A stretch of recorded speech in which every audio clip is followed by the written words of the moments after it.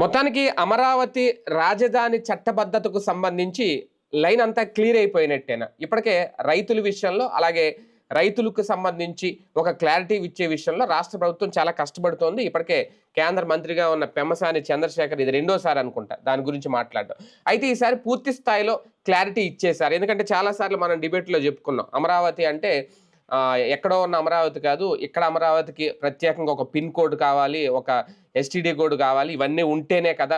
అలాగే మొత్తం ఎంతవరకు రాజధాని అనే దానికి కూడా ఒక క్లారిటీ రావాలి. ఇది సాయి గారు చాలాసార్లు రేజ్ చేసిన ప్రశ్నలు. అయితే ఇందులో కొన్నింటికి ఇప్పుడు సమాధానం వచ్చినట్ట రాబోతుందా? పెమ్మసాని చంద్రశేఖర్ ఇచ్చిన క్లారిటీలో వాస్తవం ఎంత? వీటన్నిటి మీద చర్చించే ప్రయత్నం చేద్దాం.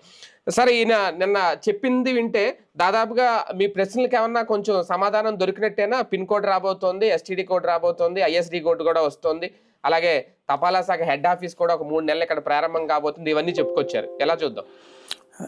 మనం అనుకున్న దాంట్లో ఒక 10వ వంతు మాత్రమే క్లారిటీ వచ్చింది. 90% క్లారిటీ లేదు. ఈ నెలలో ఒక్కసారి మనం గుర్తు చేసుకుంటే ఏదో కొత్తగా భూ సమీకరణ అన్నటువంటి నోటిఫికేషన్ ఇవ్వటం, ఆ నోటిఫికేషన్ ఇచ్చిన టైంలో ఈనాడు జ్యోతి పుంకాను కథనాలు రాసినాయి. ఇంకేముంది, అమరావతికి ఇచ్చేస్తున్నారు చట్టబద్ధత అన్నటువంటి కోణాలు రాసుకొచ్చేసారు.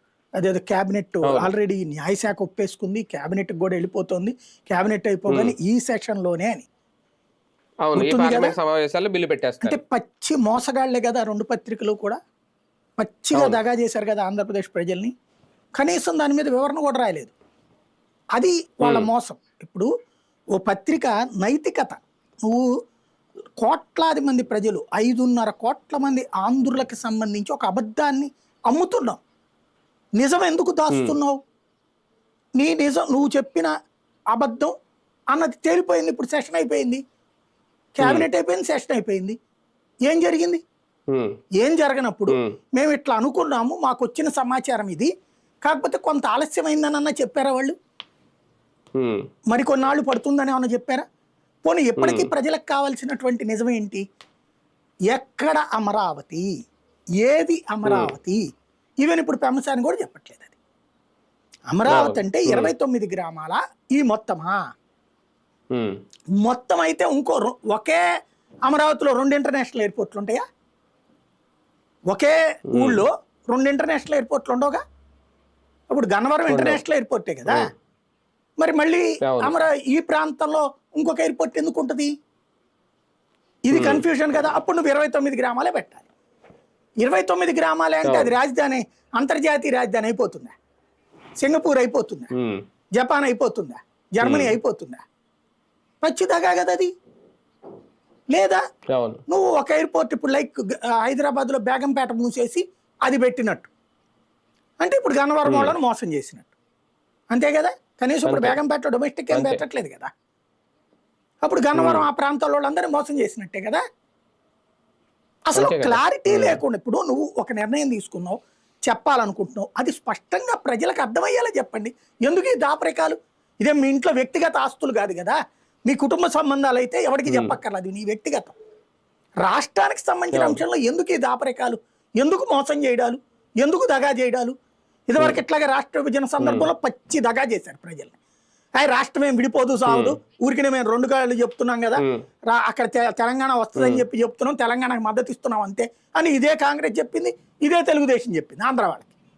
మేము జస్ట్ ఓట్ల కోసం అక్కడ చెప్తున్నాం, మీరేం కంగారు పడకండి, రాష్ట్రం విడిపోయేది, విడదీసే దమ్ము ఎవరికి లేదు అని చెప్పారు. పాప ఆయన ఉండవల్లి గారు అయితే రాజ్యాంగం చూసి చెప్తున్నా నేనేం చెప్పాడు. పాప ఆయన చూసిన రాజ్యాంగం ఏందో ఇట్లా జరిగిపోయింది. వాళ్ళ పార్టీనే చేసింది ఆయన. చివరికి ఆ పార్టీని వదిలి ఆయన కూర్చున్నాడు కానీ రాష్ట్రం మాత్రం నడుముక్కలైపోయింది. ప్రజలు మోసమే కదా చేసింది ఆ రోజున. అట్లాగే ఆ రోజున ఏం చెప్పారు, విడిపోతే రాష్ట్రం విడిపోతే తెలంగాణ సర్వనాశనం అయిపోద్ది, అక్కడ చీకట్లు వస్తాయి, అక్కడ నీళ్లు ఉండవు, తినడానికి తిండి ఉండదు, బీహార్ లాగా అయిపోతుంది అని చెప్పారు. మనోళ్ళేగా చెప్పింది. వీళ్ళే దొంగలు అయ్యారు కదా. ఇప్పుడు మిగులు బడ్జెట్ రాష్ట్రం అది, లోటు బడ్జెట్ రాష్ట్రం మంది. ఇవాళ దేశంలో అత్యధిక వ్యవసాయ ఉత్పత్తులు ఉన్న రాష్ట్రం అది, అడుగును పోతున్నది మనం 7వ స్థానానికి 8వ స్థానానికి. మరి ఇది కూడా మోసమే కదా. అంటే ప్రజల్ని పచ్చిదాగా చేస్తూనే ఉన్నారు, ఆంధ్రాలో మోసం చేస్తూనే ఉన్నారు, విడిపోయాక మోసం చేస్తానే ఉన్నారు, ఇవాళకి మోసం చేస్తానే ఉన్నారు. అమరావతి విషయంలోనూ అదే మోసం. అమరావతిలో 29 గ్రామాల్లో సింగపూర్ ఎట్లా అవుతుంది? నువ్వు 29 గ్రామాలతో. ప్లస్ అక్కడ ఇవాళకి కూడా నువ్వు సరిగ్గా కట్టడానికి సమస్య పడుతూనే ఉంటుంది. ముందు ఇంకేముంది, అందరూ వచ్చేస్తున్నారు, పరిగెడుతున్నారు ఏంటివి. ఇప్పుడు మొత్తం విశాఖకు వచ్చేస్తున్నారు అని చెప్తుంటివి. విశాఖకి నువ్వు ఉంటే వచ్చేదేంది, ఎవరన్నా వస్తాడు అక్కడికి. చివరికి ఆయన పేరేంది, మన కేఏ పాల్ ముఖ్యమంత్రిగా ఉన్నా కూడా వస్తారు అక్కడికి. ప్రాబ్లం ఏం లేదు విశాఖపట్నం. అది మనం తెచ్చేదేం కాదు, ఆటోమేటిక్. ఇంకా మనం బేవర్స్గా డబ్బులకి ఫ్రీగా ఇచ్చి పడేస్తున్నాం, కాస్ట్లీ ఉన్నటువంటి భూమి. అంతే తప్పించి అక్కడ మనం చేసేదేం లేదు. అది ఆల్రెడీ ఇంత ముందు అభివృద్ధి మనం ఏమైనా చేసాము. ఇప్పుడు హైదరాబాద్ బాగా ఉన్నటువంటి హైదరాబాద్ నేను బాగు చేశానని చెప్పుకున్నట్టే రేపు బాగా ఉన్న వైజాగ్ నేను బాగు చేశానని చెప్పుకోవడానికి పనికొస్తా అంతే. ఇప్పుడు కావాల్సింది ఏంటి, ఏదైతే మన సాక్షి రాసిందని పచ్చి దగా అని మళ్ళీ ఈ దగా వాళ్ళు ఇద్దరు రాశారు వార్తలు. ఏమని సాక్షి రాసుకొచ్చింది, అయ్యా వాళ్ళు వెనక్కి పంపించారు ఆ బిల్లుని చూసుకోమన్నారు. వీళ్ళు అడిగింది ఏంటి, ఫ్రమ్ ద బిగినింగ్ ఇదే పెంట ఆంధ్రాకి. ఏంటది, అప్పుడు రాష్ట్ర విభజన జరిగినప్పుడు రెవెన్యూ లోటుకి అంతకుముందు డేట్ల నుంచి రాసి పంపించారు. దాంతోపాటు వీళ్ళు పెంచిన పెన్షన్లు కూడా రాసి పంపించారు. దాంట్లో పంపిస్తే వాళ్ళు తిప్పి పంపించారు, మీరు పెంచుకునే పెన్షన్లు మేము డబ్బులు ఇచ్చేది ఏంటి పొమ్మన్నారు. అప్పుడు దాని మీద పేపర్లో రాశారు, అది ప్రజలకు సంబంధించిన బాధ్యతే కదా, మనం కూటమే కదా. ఆ లెక్కనైతే ఆ దేశంలో ఉన్నటువంటి ఇవన్నీ ఎట్టా కుదురుతుంది పొమ్మంది కేంద్రం. అప్పుడు బీజేపీని తిట్టిపోశారు. రెవెన్యూ లోటు అంటే రాష్ట్రం పెంచిన పెన్షన్లు దాంట్లో వస్తాయా, తెలియదు ఆ మాత్రం రెవెన్యూ లోటు. పోలవరం సేమ్, పోలవరానికి మొదటేం పంపించారు వీళ్ళు, రాజశేఖర రెడ్డి టైంలో కట్టిన డబ్బులు కూడా రెట్టేయమన్నారు, వాళ్ళు ఫ్రీగా ఇస్తున్నారు కదా అనేసి. వాళ్ళు విభజన చట్టంలో రాసుంది ఈ రోజు నుంచి ఉన్నటువంటి పనికి మేము కడతాం, దానికి అట్ట ఇచ్చేశారు. అట్లాగే ఆ తర్వాత ఏం మోసం చేశారు, పోలవరానికి సంబంధించి 16,000 కోట్ల రూపాయలతో కిరణ్ కుమార్ రెడ్డి ముగించిపోతే దాన్ని 14,000 కోట్లకి తగ్గించి తీసుకుంటున్నామని నవయోగ వాళ్ళకి ఇప్పించారు. ఈడ్చిపెడదంటే 6 నెలలు తిరిగేటప్పటికి 55,000 కోట్లు అయిపోయింది. నిర్వాసితులకు ఇవ్వాల్సిన 3,000 కోట్లు 33,000 కోట్లు అయిపోయింది. ఏంటంటే మంది కాదు కదా ఒంటి మీద బట్టని ఊరంతా దిగుతానన్నాడట వెనకటికోడు అట్ట రాసి పంపించారు. దానివల్ల పోలవరానికి బోలెడన్ని సంక్లిష్టతలు. దాంతోపాటు వీళ్ళు బస్సులు ఎక్కించి తీసుకెళ్లారు చూడండి, ఆ బిల్లులు కూడా అందులో వేసి పంపించారు. అట్టట్ట కడతామంది కేంద్రం. సోమవారం పోలవరం. దాంతో పాటు అలాగే అదేదో పాటలు కూడా పాడిచ్చారు కదా జేమి చంద్రన్న, అలాంటి వాటికి పెట్టిన డబ్బులన్నీ కూడా పోలవరం ఖర్చులో రాసి పంపిస్తే అవి మేము ఎందుకు కడతామంది కేంద్రం. ఆ బిల్లులు ఆగిపోతే అదుగురుగా బిల్లులు ఆపేశారని మళ్ళీ రచ్చ చేశారు. మొత్తం మనమే లిటిగేషన్ పెడతాం, మనమే గందరగోళం చేస్తాం, ఆ తర్వాత అవతల వాళ్ళ మీదకి తోసేస్తాం. ఇప్పుడు అంతే. ఏమని పెట్టారు వీళ్ళు, 2014 నుంచి పెట్టమన్నారు. ఎట్ట పెడతావు నువ్వు, విభజన చట్టంలో 10 సంవత్సరాల పాటు రాజధాని హైదరాబాద్ అని ఉంటే నేను 1,00,000 సార్లు చెప్పి హైదరాబాద్ రాజధాని అని ఉంది, రాజధాని లేని రాష్ట్రం కాదు మంది అని. రాజధాని రావాల్సింది 2024 జూన్ 2వ తారీఖు నుంచి అని 1,00,000 సార్లు మాట్లాడుకున్నాం మనం. అబ్బెబ్బే అట్ట కుదరదు అన్నారు. అట్లాగే మనం ఇంత ముందు చెప్పాం అమరావతికి నోటిఫై కాలేదురా నాయన అంటే నోటిఫై అయ్యింది ఇదిగో అని చెప్పేసి పాపం కొంతమంది మహా జర్నలిస్టులు కూడా మన మీద వీడియోలు చేశారు దాని మీద. మహా జర్నలిస్టులు నాకు అది ఆశ్చర్యం వేస్తుంది. ఇప్పుడు మరి వాళ్ళు చెప్పాలి దీనికి సమాధానం. మనల్ని దెడతా పెట్టినటువంటి మహానుభావులు మరి ఇప్పుడు ఎందుకు వస్తుంది, ఇంకా నోటిఫై కాలేదని ఎందుకు రాస్తున్నారు వీళ్ళు? చట్టబద్ధత వేరు, ఊరికి కేర్ ఆఫ్ అడ్రస్ వేరు. ఒక ఊరు కింద ఫామ్ అవ్వాలన్నది కూడా తెలియనోడు జర్నలిస్టు. మన దరిద్రం అది. వాళ్ళు మేధావుల కింద గుర్తించబడుతుంటారు, మహా పదవుల్లో కూడా ఉంటుంటారు. అదొక విచిత్రమైన. సోషల్ మీడియాలో ట్రోల్ చేశారు కదా, క్యాపిటల్ ఏదంటే గూగుల్లో కూడా అమరావతి అని చూపించేస్తుంది అన్నారు. ఒక మ్యాప్ ఏదో తీసుకొచ్చి కూడా మార్చారు, మ్యాప్ లో కూడా ఏపీ రాజధాని అమరావతి అని చెప్పి ఈనాడులోనే వేశారు. ఈనాడు ఫ్రంట్ పేజీలోనే వేశారు. అప్పుడు మీకు గుర్తు. అవును, పచ్చి దగా చెప్తుంది. 24 గంటలు ఆంధ్ర ప్రజలను మోసం చేస్తూనే ఉంటారు. మన కర్మ ఏంటంటే మన జనం మోసపోతూనే ఉంటారు. ఇప్పుడు సేమ్. ఇప్పుడేంటి, ఈయన చెప్పిన దాని ప్రకారం మొన్న వెళ్ళింది చంద్రబాబు గారు హోంమంత్రి అమిత్ షాని కలిశారు. ఇప్పుడు హోంమంత్రి అడుగుంటారు, నీకేం కావాలా, 29 గ్రామాలు కావాలా, మొత్తం కావాలా? ఇప్పుడు ఈయన చెప్పిన దాంట్లో ఆ కన్ఫ్యూజన్ అట్లాగే ఉంది. పెమసాని చెప్పింది ఆ కన్ఫ్యూజన్ ఏంటి, రాజధాని ఏది, ఎక్కడి నుంచి ఎక్కడి దాకా, విజయవాడ గుంటూరు ఇవన్నీ కలుపుతున్నారా? కలుపుతుంటే నన్ను అడిగితే అమరావతిలో ఇంకా భూ సమీకరణ అనవసరం. నువ్వు తీసుకెళ్ళి నూజివీడులో పెట్టాయా? చెప్పలేదు. నూజివీడులో పెట్టు, శుభ్రంగా ఆగిరిపల్లి దగ్గర బోల్డ్ అంత భూములు ఉన్నాయి, అక్కడ కట్టు. ఏది ఇంటర్నేషనల్ క్రికెట్ స్టేడియం, ఎందుకంటే ఇప్పుడు కడతావు కదా నువ్వు NR ring road, NR ring road అట్టించి కట్టు, దాని ముందు నుంచి కట్టు, లేదా అక్కడ ఉన్న ఎన్ఆర్ రింగ్ రోడ్ పక్కనే పెట్టు. దేవాదాయ భూములు ఉన్నాయి కదా అక్కడ, బోల్డ్ అని ఉన్నాయి, 25,000 ఎకరాల పైన ఉంది అక్కడ. మొత్తం కలిపితే 50,000 ఎకరాలు ఉంది, పోరంబోకు భూములు ఇవన్నీ కలిపితే. మొత్తం రాజధాని అయితే కనుక ఇంక ఇక్కడ కట్టక్కర్లేదు అసలు నన్ను అడిగితే. ఇంటర్నేషనల్ ఎయిర్పోర్ట్ గన్నవరం దగ్గర పక్కన కొంచెం కట్టుకో, అక్కడ ఉమ్. ఎవడొద్దంటాడు నేను శుభ్రంగా. అంతెందుకు సార్, ఇప్పుడు ఏపీ రాజధాని ఏంటి ఏదంటే విజయవాడ అని పేరు ఉంచితే ఏం పోద్ది? అది నష్టమే నీకు. దేశ రాజధాని ఏంటంటే ఢిల్లీ అనట్లేదా? ఆ, నీకు నష్టమే. హైదరాబాద్ అనట్లేదా? తెలంగాణ రాజధాని అమరావతి అని పెట్టాలి. పోనీ కొత్త అక్కడ పేరు అమరావతి ఉంది కదా ఒకటి, లేకపోతే అనుకోవచ్చు నువ్వు పెట్టావు. రామోజీరావు గారు చెప్పాడు కాబట్టి అమరావతి పేరు పెట్టాలా, కేసీఆర్ చెప్పాడు కాబట్టి ఆ పక్కనే పెట్టాలా, మళ్ళీ కేసీఆర్ ని తిట్టిపోతారు. అప్పుడు విజయవాడ అని పెడితే అప్పుడు ఎయిర్పోర్ట్ అవసరం ఉండదు, ఆ గన్నవరం ఎయిర్పోర్ట్ ని ఇంకా పెంచుకుంటే అయిపోద్ది. సూపర్ మీరు అన్నట్టు ఆ నూజివీడు ఇదంతా డెవలప్ అవుతుంది. అరే మొత్తం నోట్లో అంటే విజన్ అని ఉండేవాడు ఎవడన్నా ఉంటే ఇలాగే చేస్తారు. విజయవాడ గుంటూరు ఇవన్నీ కలిపేసేసి 80 లక్షల జనాభాతో కూడినటువంటి ఒక మహానగరాన్ని అనౌన్స్ చేసేసి డెవలప్మెంట్ అనేది ఈ ప్రాంతాలన్నింటికి విస్తరిస్తారు, కానీ ఒకే ఊళ్ళో కూర్చోబెడతారు మొత్తం. ఇప్పుడు నిన్న ఏమన్నారు, రైతుల సమస్యను ఒక్కొక్కటిని పరిష్కరిస్తూ జనసాంద్రత పెంచేలా కూడా నిర్ణయాలు తీసుకుంటారంట. అంటే ఒక రాజధాని ప్రాంతంలో, రాజధాని అని ఎప్పటి నుంచో 10 ఏళ్లుగా చెప్తున్న ప్రాంతంలో ఇప్పుడు జనసాంద్రత పెంచేలా నిర్ణయాలు తీసుకోవడం అంటే మిగతా ప్రాంతాన్ని మోసం చేయడమేగా. అంటే మిగతా ఊళ్ళలో ఉన్న వాళ్ళు అక్కడికి తెస్తావు అంతే కదా. ఏమన్నా పుడతారే అదే జనాలు? పుట్టరు కదా ఊళ్ళో. అకస్మాత్తుగా పుట్టేసి అదేదో కలిసి వచ్చే కాలం వస్తే నడిచి వచ్చే కొడుకు పుడతాడు అంటారు. అందరూ 25 ఏళ్ల కుర్రాళ్ళు పుడతారా అక్కడ?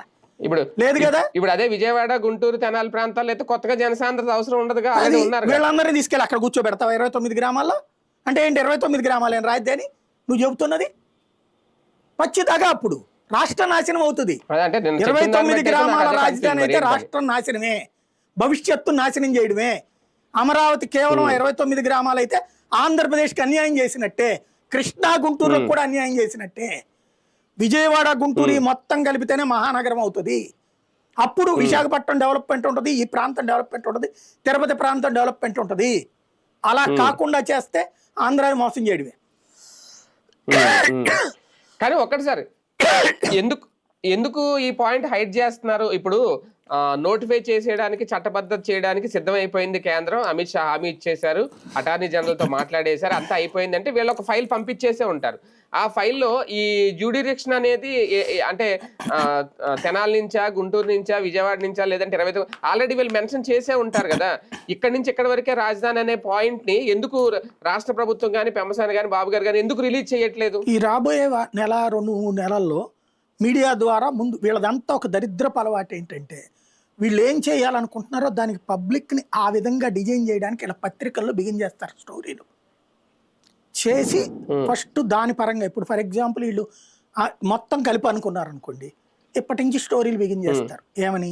ఉట్టి ఆ 29 గ్రామాలంటే రాష్ట్రం నాశనం అయిపోతుంది, సాధ్యం కాదు, కాబట్టి ఇవన్నీ కలవాల్సిందే.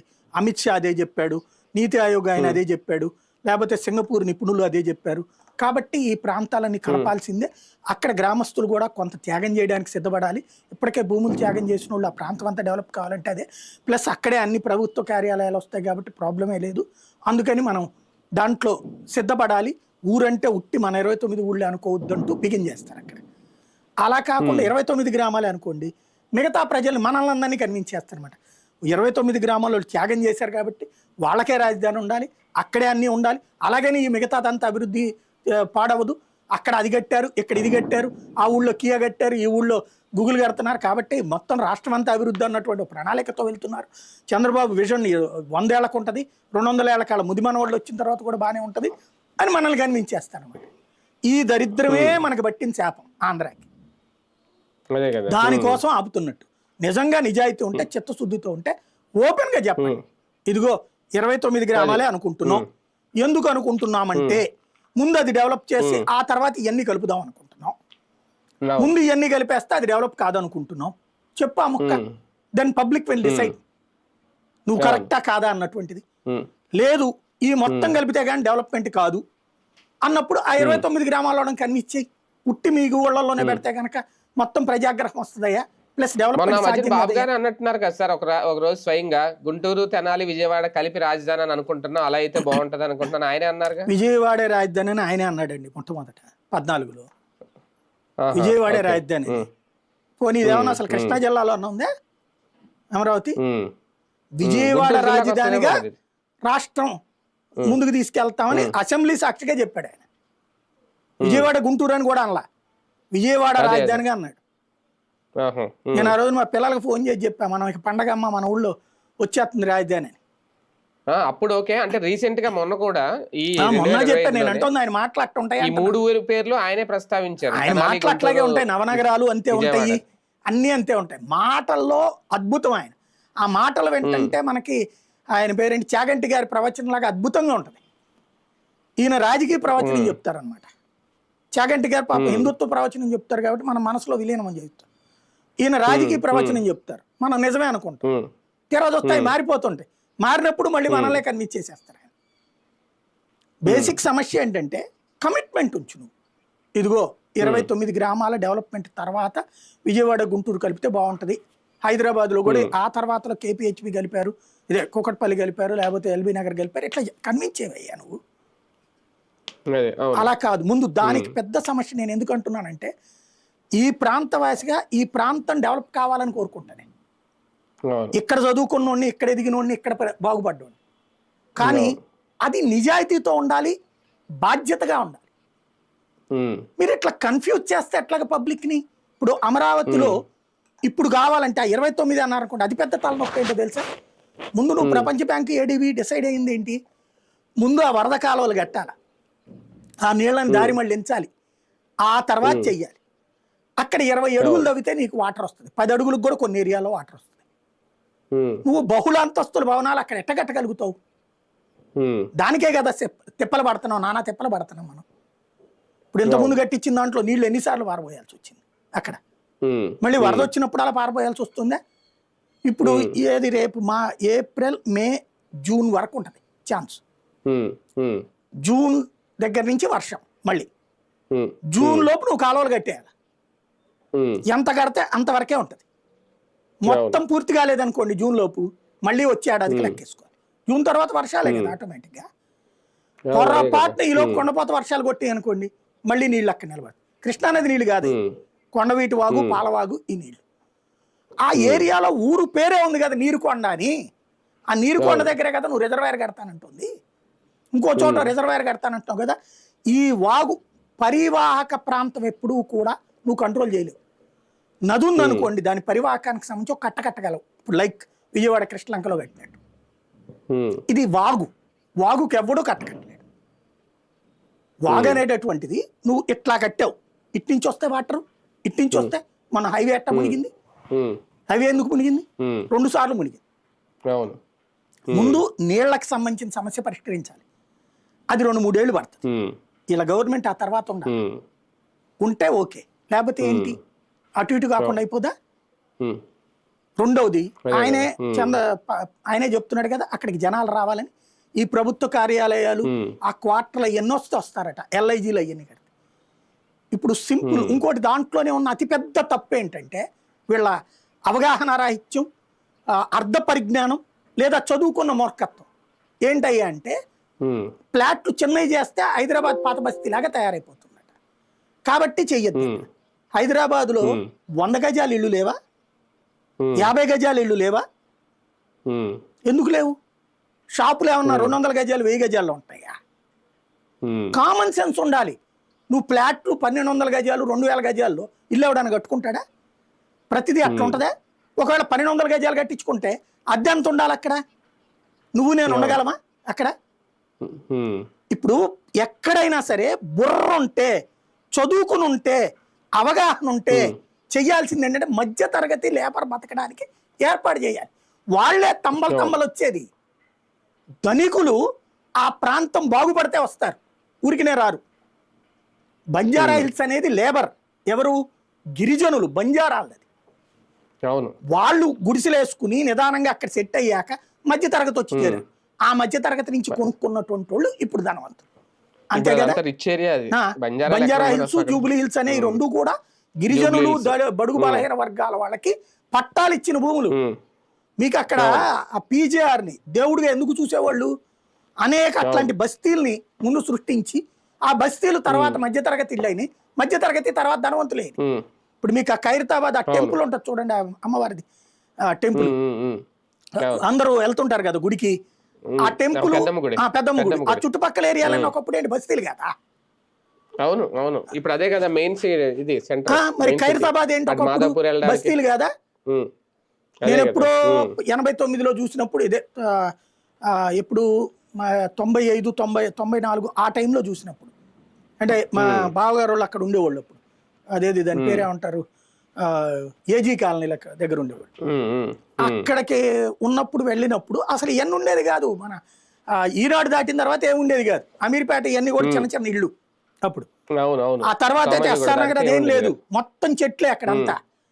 ఆ చివరిలో ఉండేది ఏజీ కాలనీ. వెళ్ళి నేను అడిగే, ఏంది బాబు అడవిలో పెట్టుకున్నాను నువ్వు ఇల్లని. అలాంటి స్టేజ్ నుంచి ఎదిగింది కదా. నీకు అట్లాగా ఎదగాలంటే ఓ స్టెప్ బై స్టెప్ నడుస్తుంది ఇక్కడ. అందులో లేబర్ ఎంతమంది ఉన్నారు, మిడిల్ క్లాస్ ఎంతమంది ఉన్నారు, ఇక్కడ ఏం చేయాలా? హౌసింగ్ బోర్డు కాలం ఇప్పుడు KPHB housing board middle class తీసుకున్నారు కాబట్టి ఆ ఏరియా బాగుపడింది. ఫస్ట్ మిడిల్ క్లాస్ ని లేబర్ ని అట్రాక్ట్ చేస్తాడు ఎవడైనా సరే. వాళ్ళు లేకుండా ధనవంతుడు వచ్చి ఏం చేస్తాడని నాకు తెలియగడుగుతాను. ఒక కోటీశ్వరుడు కొంపలో పని చేయాలంటే పని మనిషి దగ్గర నుంచి ప్లంబర్ దగ్గర నుంచి అందరూ లేబర్ ఉండాలి కదా. అట్లాగే ఆ ప్రాంతంలో మధ్యతరగతి ఉండాలి కదా. ఉండాలంటే నువ్వు హౌసింగ్ బోర్డు పెట్టి అక్కడ హౌసింగ్ కాలనీలు పెట్టాలా, లేబర్కి సంబంధించి LIGలు అట్లాంటి ఇళ్ళు ఇవ్వాలి నువ్వు ఫ్రీగా. ఇవి అన్నీ సాగితేనే కదా జరిగేది. లేదా హౌసింగ్ బోర్డు కాలనీలోనే LIG, MIG, HIG అని ఉంటాయి. HIG 2 కూడా ఉంటాయి. అంటే LIG అంటే సింగిల్ బెడ్రూమ్ హౌసెస్, MIG అంటే డబుల్ బెడ్రూమ్ హౌసెస్, HIG అంటే ట్రిపుల్ బెడ్రూమ్ హౌసెస్. HIG 2 అంటే పైన ఒకటి కింద ఒకటి. మనం బెజవాడలో చూడమనండి హౌసింగ్ బోర్డు కాలనీలో కనబడతాయి. అలా ఇవ్వకపోతే నువ్వు ఎట్లా బాగుపడతావు, ఆ ప్రాంతం ఎట్లా బాగుపడుతుంది? ఎందుకంటే నిన్న ఆయన అన్నమాట, ఎందుకంటే ఇక్కడ రైతులకు సార్ ఎప్పటి నుంచో వాళ్ళకి ఇప్పుడు 1200 గజాలు ఇలా ఇచ్చారు కదా మినిమం ఫ్లాట్. వాళ్ళు అడిగింది ఏంటంటే రిటర్న్మెంట్ ఫ్లాట్ లో విడివిడిగా అమ్ముకునే వెసులుబాటు ఇమ్మన్నారు.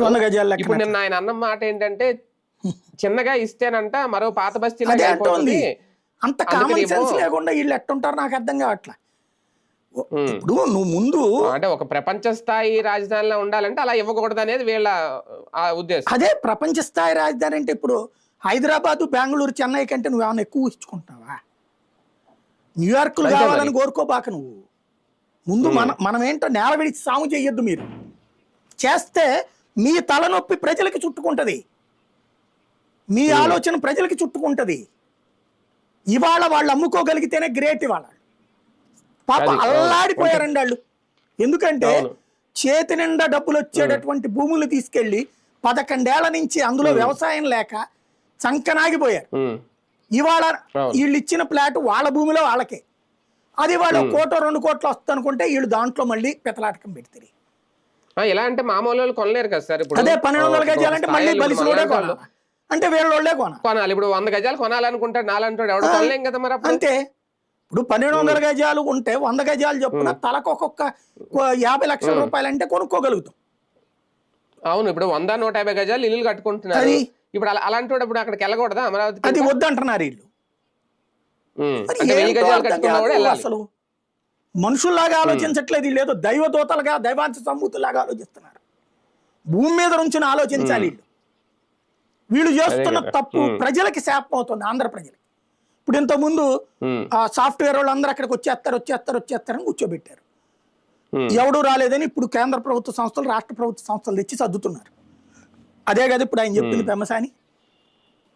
అన్ని సంస్థల హెడ్ క్వార్టర్లు అక్కడ పెడతారు. ఆ హెడ్ క్వార్టర్లు పెట్టినప్పుడు అందులో పనిచేసే సిబ్బంది అక్కడ నివసిస్తారండి. అరే నాయన, హైకోర్టుకు ఒక్కసారి హైదరాబాద్ లో చూసి తగలడండి, బెంగళూరులో చూడండి, తమిళనాడులో చూడండి. హైకోర్టు చుట్టూతా లాయర్ల ఇళ్ళు ఉంటాయి, లాయర్ల ఆఫీసులు ఉంటాయి, లాయర్ల బిల్డింగ్లు ఉంటాయి. మీరు ఇక్కడ పెట్టుకోవాలంటే లాయర్కి ఎక్కడ ఉందండి? బెదవాడి నుంచి పోవాలి, గుంటూరు నుంచి పోవాలి పాపం నిరంతరం. ఎట్లాగా అక్కడ వాళ్ళు ఉండాలంటే ఎట్లాగా? నువ్వు వాళ్ళకి 100 గజాల ప్లాట్లు ఇస్తే, లేకపోతే 150, 200 గజాల ప్లాట్లు ఇస్తే సాధ్యమవుతుంది. ప్రభుత్వం ఎమ్మంటారు నాయన, లేదా అది మా రైతులకే ఇవ్వండి 100 గజాలు 200 గజాలు అనేది. ఎన్ని రోజులు ఏడిపించుకు తింటారు? అస్సలు కనీసం మనలాగా మనుషుల్లాగా ఆలోచించట్లేదు వీళ్ళు. ఏదో ఆకాశం నుంచి విడిపడ్డటువంటి వాళ్ళగా, లేకపోతే ఎలన్ మాస్క్లను ట్రంప్ లాగా ఆలోచిస్తున్నారు. భూమి మీద ఉండి ఆలోచిస్తే మనకు ఉపయోగం జరుగుతుంది, రాష్ట్రానికి ఉపయోగం జరుగుతుంది. కానీ ఒకటి సార్ ఫైనల్ గా, అంటే ఇప్పుడు ఇది ఈ ఇయర్ అయిపోయింది అనుకోండి, 2026లో చట్టబద్ధత వచ్చేస్తుందా? ఈ మాటలు వచ్చేస్తుంది గ్యారెంటీ, అందులో డౌట్ చేస్తారు. కాకపోతే ఎక్కడి నుంచి ఎక్కడికనే తెలియదు. అదే ఇంకా అప్పుడు చెప్తారు ఇష్యూ కాదు, చట్టబద్ధత తేవడం పెద్ద ఇష్యూనే కాదు. ఎందుకంటే ఆల్రెడీ ఎవ్వడో అడ్డుకునే వాళ్ళు లేడు అక్కడ. అయితే గీతో 10 నిమిషాలు చర్చ జరుగుద్దాం, కాంగ్రెస్ ఏమన్నా మాట్లాడితే అంత మించి ఏముండదు. కాంగ్రెస్ కూడా ఏం మాట్లాడుతుంది. అంతే. అదే కదా. రైట్ చూద్దాం. దాదాపుగా ఒక క్లారిటీ అయితే వచ్చేసింది. మరి ఇది జోష్ తెప్పించే అంశమేనా రైతులకి, రాజధాని ప్రాంతం అమరావతి ప్రాంతంలోని రైతులకి? లేదు అసలు భవిష్యత్తులో అంటే చట్టబద్ధత కల్పించే ముందు ఏమైనా క్లారిటీ ఇస్తారు, అసలు ఎక్కడి నుంచి ఎక్కడి వరకు రాజధానిగా గుర్తింపబడే ప్రాంతం అనేది, లేదు ఆ 29 గ్రామాలకే పరిమితం చేస్తారు? అదొక్కటి ఫైనల్గా క్లారిటీ వస్తే దాదాపుగా నెక్స్ట్ ఎలా ఉండబోతుంది అభివృద్ధి అనేది ఒక అంచనా వేయించాము. చూద్దాం ఏం జరుగుతుంది.